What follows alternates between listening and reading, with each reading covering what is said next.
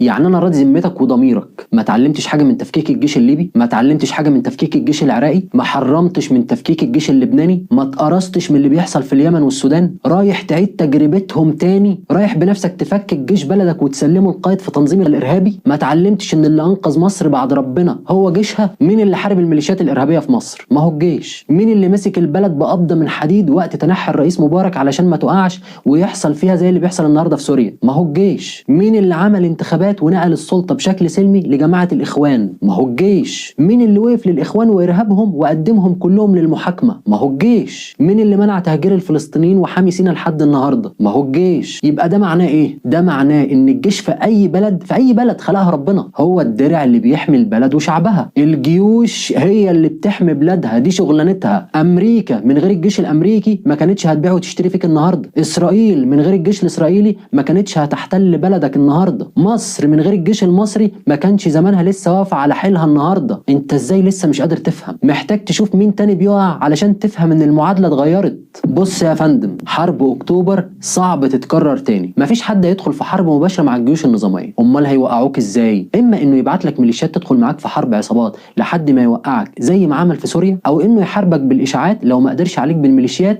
زي ما حصل مع مصر في 2013. ما خد بالك اللي حصل في سوريا النهارده ده حصل بالملي مع مصر سنه 2013. الميليشيات المسلحه غرقت سينا وفضلت تكبر وترفع من حده عملياتها لحد ما وصلت للقاهره، وبدانا نشوف العبوات الناسفه مرميه في كل جنب وعلى كل رصيف. يعني الفيلم اللي بيحصل النهارده في سوريا ده احنا شفناه في مصر سنه 2013. لذلك المصريين هم اكتر ناس قاريين المشهد. كنا هنضيع كده زي ما سوريا ضاعت لولا ستر ربنا ومن بعده الشعب المصري اللي ملوش لا في الطائفيه ولا العقائديه ولا اصل انا مسلم ولا انا مسيحي ولا انا سني ولا انا شيعي. فالشعب المصري نفسه مع الجيش اللي وقف في ظهره هم اللي اتصدوا للميليشيات، فما قدرتش تلاقي حاضنه شعبيه تندمج بيها وسطهم. طيب اسرائيل وامريكا علشان يوقعوك انت في مصر بقى هيعملوا ايه؟ مفيش قدامهم غير سلاح واحد هو اللي فاضل، الا وهو الشائعات. هيغرقك بالشائعات علشان انت اللي تغضب وتتحرك ضد جيشك وتوقعه، وساعتها بس يرجع من تاني لسلاح الميليشيات اللي هتدخل مره تانيه، فتلاقيك واقف لوحدك من غير جيشك، فتقدر بسهوله انها تكسرك وتفرض سيطرتها على البلد باللي فيه. انا بنقل لك تجربه انت بنفسك بتتفرج عليها النهارده صوت وصوره في سوريا، ومن قبلها في العراق ولبنان واليمن والسودان. لو لسه مش قادر تتعلم من التجارب دي ومصر مش فارقه معاك، غرق نفسك وما تغرقنيش معاك. الميليشيات المسلحه لو دخلت من سوريا على الاردن